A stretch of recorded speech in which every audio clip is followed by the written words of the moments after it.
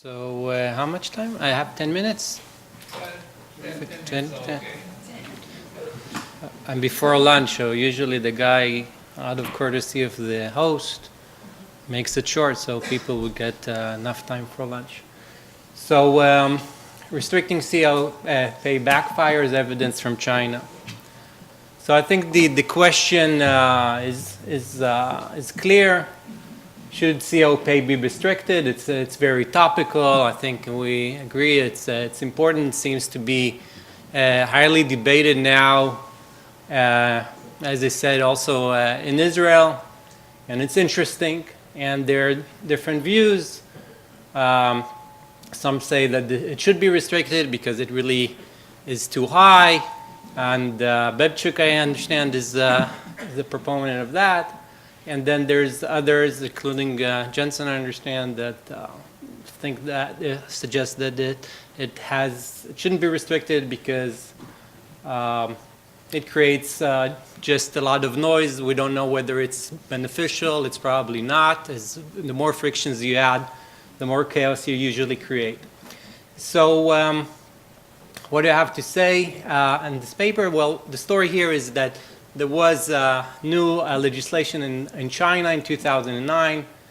The regulation limit executive salaries for centrally administrated state-owned enterprises. There was no such restriction on the local state-owned enterprises and not on the private enterprises. And using a math sample analysis between CSOE and those other non-restricted firms, they find that they were adversely affected because it led to more perks, tunneling, and worse performance. Okay, so first let's start with some nice things to say about this paper. It's well written, structured, it's easy to read, the story is clear. You know, the literature review places it in the right context, and I actually think that once you start reading it, the first thing you're saying, okay, they're going to do a deed approach, so that's exactly what they did. It's the most natural way to assess the effect of the 2009 regulation. I basically have two major comments. I'm not going to go into other stuff are relatively minor. So first of all, about this new regulation. So the way I see it, I'm not sure where I can place this regulation because we don't know the details. Okay, so on the one hand, you know, we had regulation throughout history, and actually I'm taking the source of Kevin's law in a certain law journal. He has the history of different regulation concerning pay. And there were many, and I'm putting it on between very weak and very strong binding corporate executive pay regulation. So you have say on pay. It's also a certain of a constraint because you have institution needing to vote, and then you had Nixon wage price controls in the 70s, and then you had the stabilization after during World War II, where they froze wages, and here in Israel it's actually a very extreme case where it is binding completely. And I'm not sure that the current regulation that we're studying is really so binding because it doesn't say that it is binding. It's some sort of a proposal that it shouldn't be between 5 and 7.5 points, 5 till 7.5 times the average salary in the firm.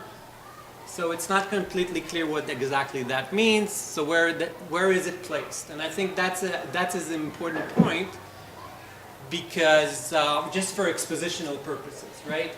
How binding it is. I'm not sure that it matters, by the way, if it's completely binding or not. I'm just putting it in the context. I think all of that literature is somewhat related. So that's what I'm writing here. So the guidance are not that clear.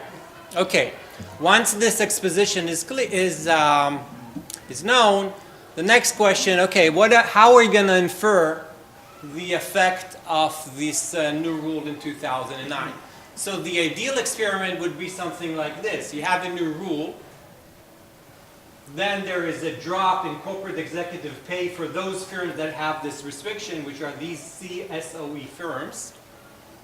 And then following that, you have more perks, more tunneling, reduced performance. What is the actual experiment that is done in this paper? Well, you have a new rule, and then you have all of these outcomes. So I think that what is the problem here, of course, is that the causal link from the drop in COP to the other consequences is broken. It's basically you have the event and a lot of outcomes, but what you want to have is you want to have an event, the company reducing the pay because of the event, and then that leads to all of those bad outcomes. And I think actually that is the way to go, especially because you have here different types of firms. So I would say, okay, you have the event in 2009. Some firms are going to restrict it, some are not, because it's not 100% binding. Now let's see that those that restricted within those firms versus those other firms which did not restrict have all of these outcomes. Then that would be the more natural matching to do, because these centrally controlled enterprises are not really private firms, and I'm not sure, maybe they're more like the local state-owned companies that have no restriction, but I think this would be the more nice matching to do, because then you can say, well, at least within the context of this rule within China, firms that reduce their pay suffer these consequences because they follow the rules, while those did not follow the rules did not suffer these consequences. Currently, the matching, so that's what I'm writing here. Currently, what is done is that the CSO are matched to LSOE and private firms. When I started reading it, I said, okay, the most natural thing is CSOE to local state ownership, because they're not 100% profit market, profit maximizing, right? Because they have some social goals as well. But after going through the paper, I thought that this would be solved for you a lot of problems, because now you control for exactly the same type of firms within China, and the rule is, and I think that's the natural setup.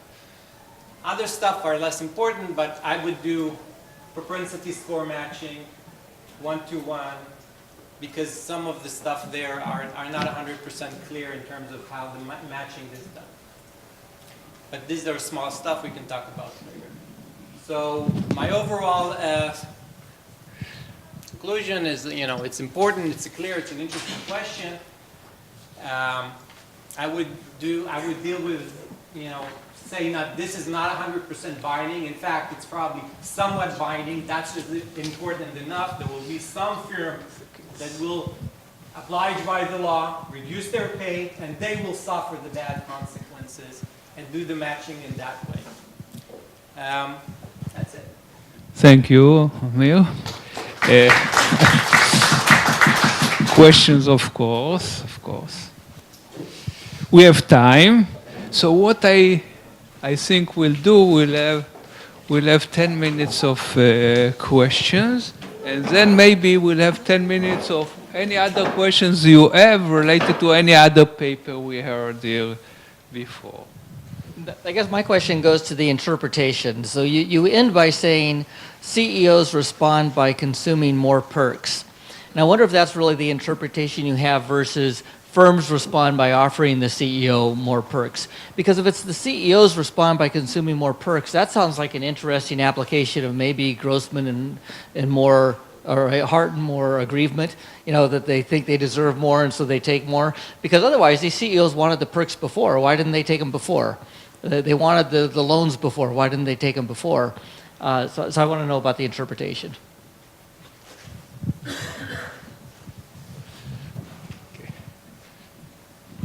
So I can't resist. First, why a t-statistic of 3? There's actually some reasonable support for that. First, astronomy uses 3.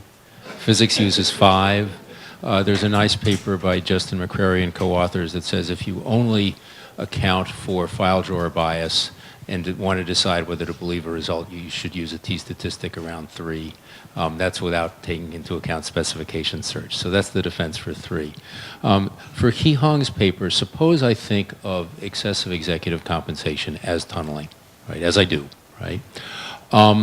What you've told me is that if I restrict one form of tunneling, we're playing whack-a-mole. The tunneling pops up somewhere else, right? That's not necessarily bad. It depends on whether you get more tunneling somewhere else, the same or less.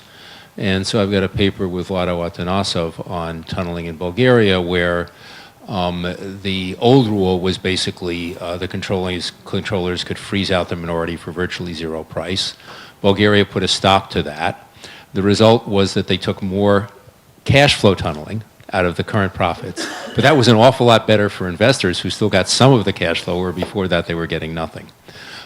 So just because there are unintended consequences, it's predictable that if you say, you can't steal this way, I'm going to find a way to steal some other way. That's not necessarily bad. It may be that if you can steal less the other way, that's still better on average. Might be better still if the Chinese government had also stopped managers from taking out loans and not repaying them. But you need to look at the comparable magnitudes of the two. So I think it would be good to also look at CEO turnover, in the sense that perhaps what happens is that those CEOs, they just don't want to work for those firms anymore because of the cap. And so then they're just going to go to other firms that are not subject to this cap. And then perhaps what happens is that there's a change in the type of CEOs that those firms get. And maybe those CEOs, they're more likely to do tunneling and other things. It would be interesting to look at that as well. Okay, thanks for the comments. The first comment, I'm well aware of that. The Chinese regulation, it's not like an Israeli regulation where you set the cap 35 times. It's rather vague. Actually, we got hold of the confidential documentation, so it's a they set a cap, but then it also has a function of many other stuff like a firm performance and all. So all we could do is to see whether this regulation is actually binding or not after the 2009 regulation. So we actually saw that the CSOE CEO pay is stabilized and actually didn't increase. So other than that, I'm not sure. I don't think we. Yeah, in fact, although I didn't show in the presentation, what we show is that those who got more pay cut, they tend to consume more pork and steal more, and their performance drop more. So I don't think we have that. Oh, we have that in the paper. So you use the pay as an instrument? The idea is to use the drop in the pay as the instrument causing all the other... We didn't really instrument it, but then we just look at the two different groups of the CSOE. So that's... That's kind of what I'm saying. Yeah. Using the local SOE as a match, I mean as a control sample, we did that in the robustness test, although we didn't use it in the main analysis. So I mean we used the LSOE as a control sample. All results are more or less the same. So Kevin's point is the pork is a part of compensation. I think that's what he's suggesting. So yes, that's true. I mean the pork and cash compensation could be part of compensation. So the cash pays cost, so naturally pork increases. But as far as the tunneling is concerned, that's not part of compensation. So I think although we use pork as a part of compensation, the result for the tunneling is still holds. So Bernie's question is that the tunneling is not necessarily bad. Yes, again, I mean, one could interpret that the tunneling is also part of compensation. But if that is the case, then we shouldn't see impact on firm performance. So we argue that the incentive changes, so that affects the firm performance. And Javier's, I always get that question whenever I present the turnover. But the thing is, the Chinese, the managerial labor market is not like the U.S. The CSOE, their managers, top managers, they're like politicians. So in fact, we did look at turnover, and there is a little change over this regulation. So, okay, thank you very much. Thank you. If anybody has in this kind of area another question on restrictions of pay, we talked about a lot today and their effect on performance or on other achievements of the company. Anybody has any other question? I would like to open a debate, perhaps. What's your general opinion about the restrictions of pay and how they affect all this conduct of the CEOs? Okay.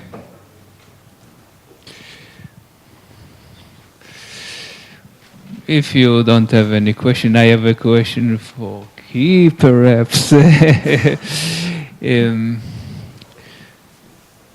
Do you think that the tunneling is a reward for good CEOs or not? Perhaps once you have some kind of cap, then the only way to reward a good CEO is to give him a loan. Yes. I don't know. Probably not. I mean, the extent of tunneling using the corporate loan in China has been really serious. So it 5 to 10% of total asset was this corporate loan. So the Chinese regulator noticed this problem. So to crack down on this issue, so there has been a huge decrease over the last 15 years. But then since 2010, they started increase for CSR. So I'm not sure whether it is a reward, but it could be that the regulator just takes a blind eye to this problem. In that sense, it could be a compensation. I don't know, but yeah, there has been a regulation to reduce this problem. Kevin, you want to give us some remarks on these issues? What's, for example, your opinion on putting a cap on the ratio of low and high wage?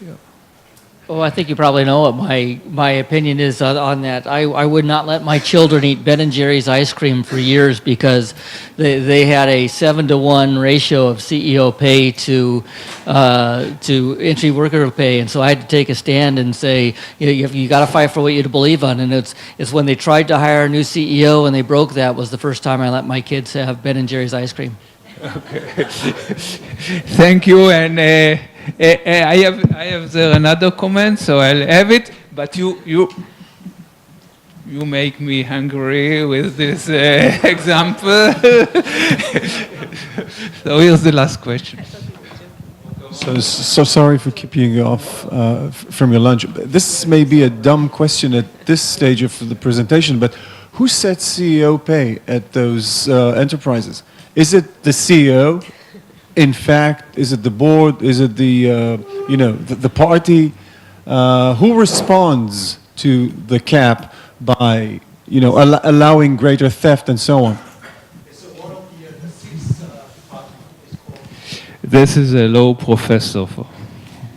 So as far as the formula is concerned, it's one of the 6 department. I think it's a SASEC.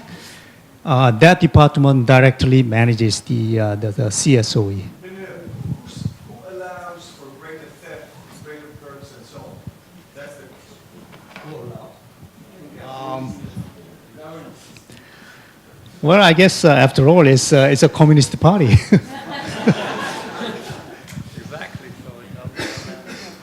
Thank God we don't have a communist party, and we can